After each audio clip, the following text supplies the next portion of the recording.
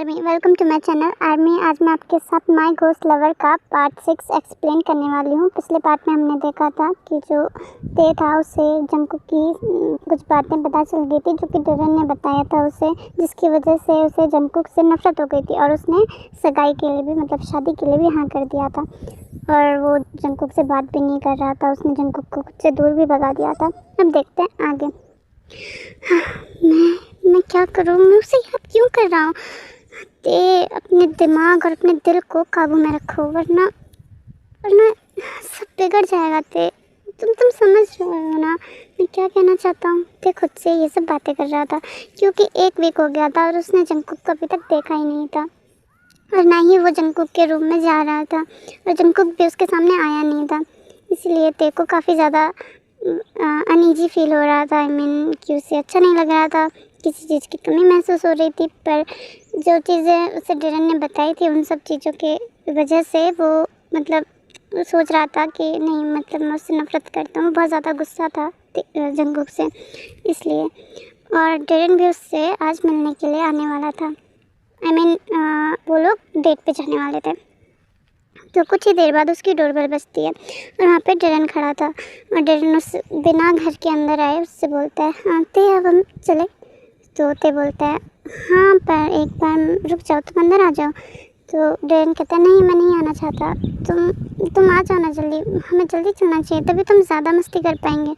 तो ते कहता है ठीक है फिर 2 मिनट। ऐसा बोल के वो अंदर वापस चला जाता है और ख़ुद को प्रिपेयर करता है कि तुझे अब डेरेन के साथ ही रहना है। वो खुद से बहुत सारी बातें करता है ताकि वो डेरेन के साथ जा सके अच्छे से और उसे जंगकुक की याद ना आए।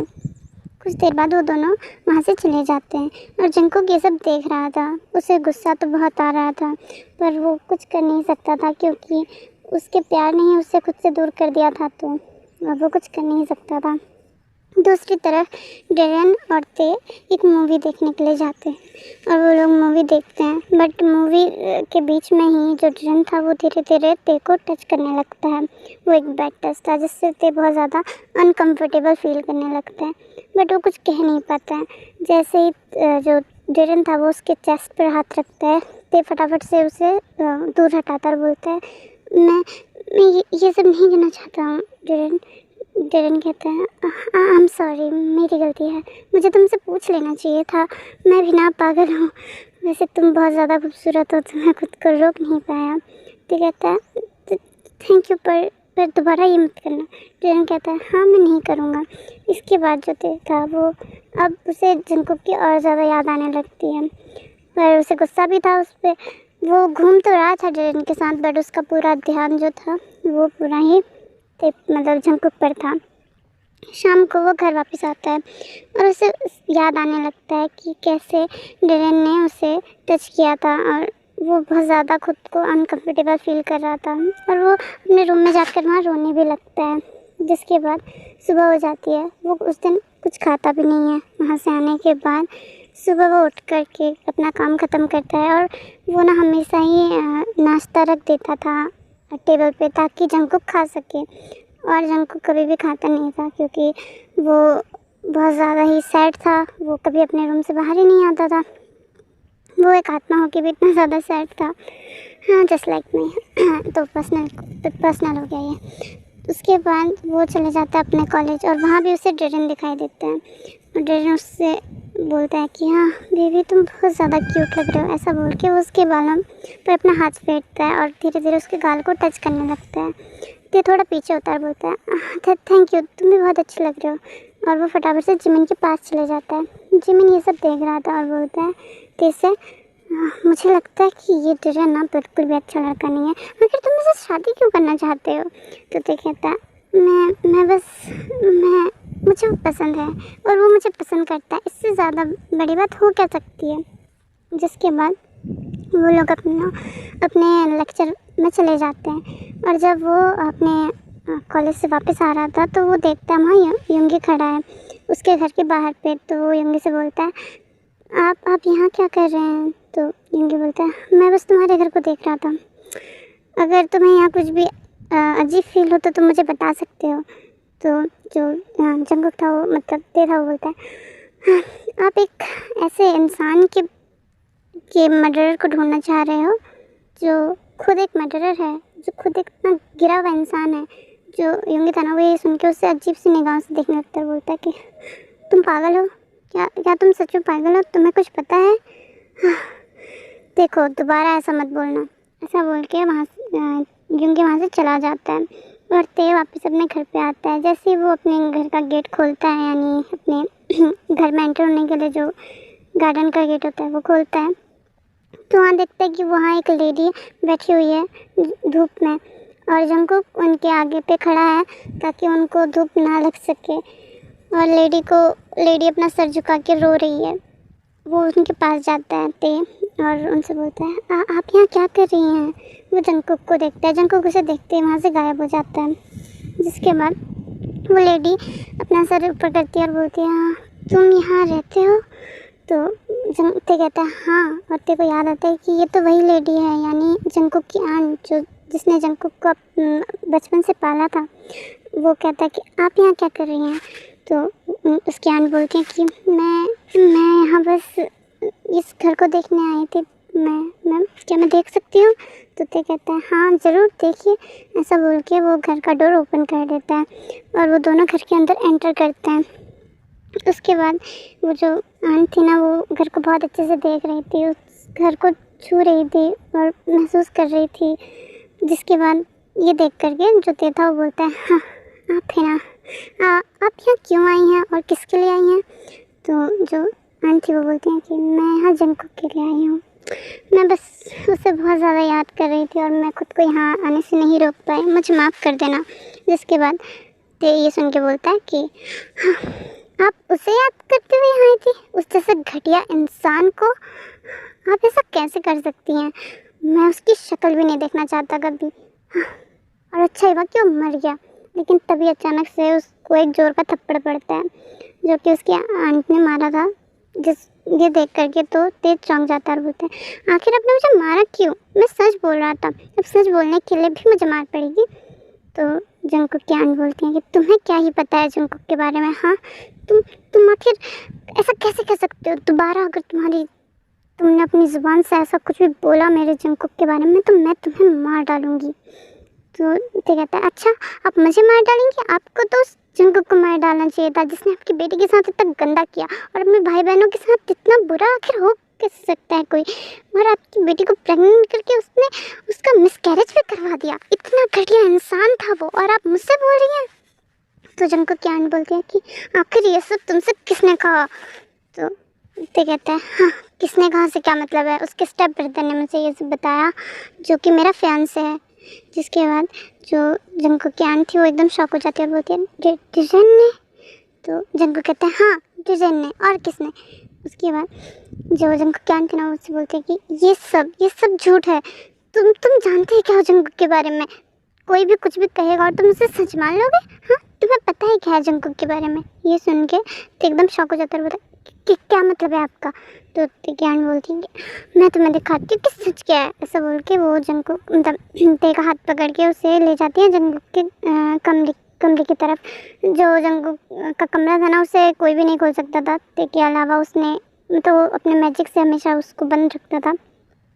तो लेकिन इस बार जब ते की आंट उसके कमरे के पास जाती है तो वो उसे खोल देती हैं। उनके पास एक चाबी होती है जिससे वो खोल देती हैं।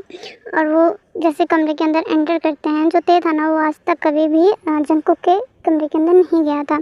तो जैसे ही वो लोग उस कमरे में एंटर करते हैं तो ते की आंट उसे एक पर्दे के पास ले जाती है और वो पर्दा हटाती है, बोलती है ये देखो ये है सच।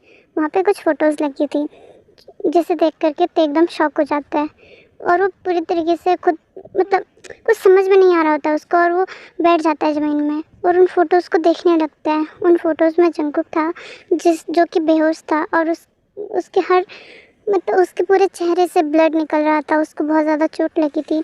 उसकी आंट बोलती हैं ये है रियलिटी, समझे तुम? जंगकुक तो कभी भी किसी को नहीं मार सकता था, लेकिन उसके ब्रदर और उसके फादर दोनों ही ने उसके साथ कितना ज़्यादा बुरा किया। तुम सच जानना चाहते हो ना? तो मैं बताती हूँ तुम्हें सच।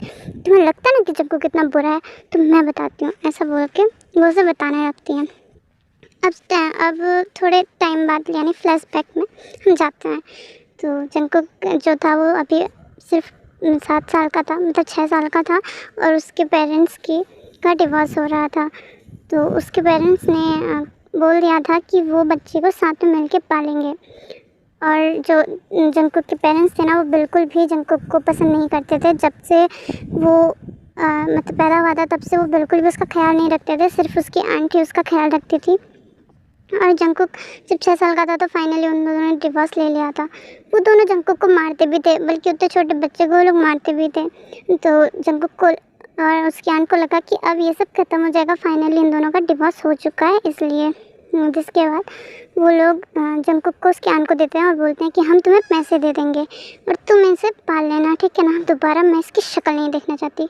जंकुक की मम बोलती है और जंकुक के डैड बोलते हैं हाँ, दोबारा हमारे सामने से लाने की हिम्मत भी मत करना, मुझे इससे इतनी ज़्यादा नफरत है कि मैं इसे वहीं पे मार डालूँगा। ऐसा बोल के वो वहाँ से चले जाते हैं दोनों के दोनों। जिसके बाद एक महीने बाद जो जंकुक के डैड थे उन्होंने दूसरी शादी कर ली थी एक लेडी से, जिनका ऑलरेडी एक बच्चा था जो कि जंकुक की उम्र का था, जिसका नाम था डेरेन। और वो लोग हैप्पीली रहने लग गए थे और जंकुक भी काफ़ी हैप्पीली रहने लग गया था अपनी आंट के साथ और उनकी बेटी के साथ, जो कि उससे 5 साल छोटी थी और जिसका नाम था आईना। और उसके बाद दोनों मतलब दोनों ही काफ़ी ज़्यादा एक दूसरे को प्यार करते थे। जो छोटी सी बच्ची थी वो अपने जंकुक ब्रदर को बहुत ज़्यादा प्यार करती थी, और जो जंकुक था वो भी आन्या से बहुत ज़्यादा प्यार करता था। दोनों एक दूसरे से बहुत ज़्यादा प्यार करते थे। ऐसे ही एक रात वो लोग डिनर कर रहे थे, तभी जंकुक के डैड वहाँ आ जाते हैं। जंकुक की आंट को लगता है कि वो जंकुक को देखने के लिए आए हैं। वो आते हैं जंकुक के पास, उनकी हालत अच्छी नहीं लग रही थी, वो बहुत ज़्यादा ड्रंक थे और वो आते ही जंकुक को एक थप्पड़ मारते हैं। जंकुक नीचे कुर्सी से नीचे गिर जाता है और अपने गाल पे हाथ लगा लेता है और आन्या से बोलता है आन्या अंदर जाओ बेटा। तो आन्या बोलती है कि नहीं, मैं नहीं जाऊँगी। जंकुक कहता है आन्या अब तुम अपने बड़े भाई से बहस करोगे, तुम अपने बड़े भाई की बात नहीं मानती हो। तो आन्या कहती है ठीक है मैं चाहती हूँ, पर ये अंकल बहुत बुरे हैं, इन्होंने आपको मारा क्यों। तो जंकुक कहता है तुम जाओ, मैं तुम्हें बाद में बताऊँगा, ठीक है ना। आंटी जंकुक के डैड को रोकने की कोशिश करती हैं, बट वो उन्हें भी धक्का मार देते हैं, जो जिससे वो ज़मीन पर गिर जाती हैं। जंकुक उनसे बोलता है कि आंटी आप यहाँ से चले जाइए आन्या को लेकर दूसरे कमरे में। आंटी कहती है मैं नहीं जा सकती, तुम्हें ऐसे मार खाने कैसे दे सकती हूँ मैं।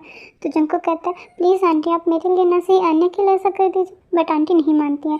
पर जंकुक उनको बोलता है 2-3 बार, तो वो चले जाते हैं वहाँ से। एक्चुअली ना अगर उसकी आंटी उसको मतलब जंकुक के डैड का विरोध करती तो उनका खाने के लिए भी उनको पैसे नहीं मिलते, बिकॉज जंकुक के डैड और जंकुक की मॉम ही उन्हें पैसे देते थे अपने बेटे को पालने के लिए, जंकुक को पालने के लिए। तो वो उनकी सैलरी होती थी एक तरीके से, पर वो जंकुक से बहुत ज़्यादा प्यार करती थी। वो सिर्फ पैसों के लिए ही जंकुक के साथ नहीं थी, वो जंकुक से सच में बहुत ज़्यादा प्यार करती थी। पर जंकुक जानता था अगर उसने ऐसा नहीं किया तो उसकी आंटी को काफ़ी ज़्यादा प्रॉब्लम हो सकती है। जैसे ही उसकी आंटी और आन्या दोनों ही दूसरे रूम में जाते हैं तो जंकुक के डैड उसे ज़मीन से उठाते हैं और उसे बहुत ज़्यादा मारने लगते हैं। वो उससे बोलते हैं कि तुम्हारी वजह से ही मैंने ये सब झेला है, तुम्हारी वजह से मैं पूरे 7 साल उस कैद में रहा हूँ, मैंने ये फोर्स मैरिज सही है। सो आज के लिए इतना है गाइस, तो देखते हैं अगले पार्ट में कि आखिर ये फोर्स मैरिज का लफड़ा क्या है और क्या करता है जंकुक, आगे क्या होता है जंकुक के साथ। सो अगर आपको स्टोरी पसंद आए तो मेरे चैनल को सब्सक्राइब कर दो, इस वीडियो को लाइक कर दो, कमेंट भी कर दो और शेयर भी कर दो। Okay bye bye, take care.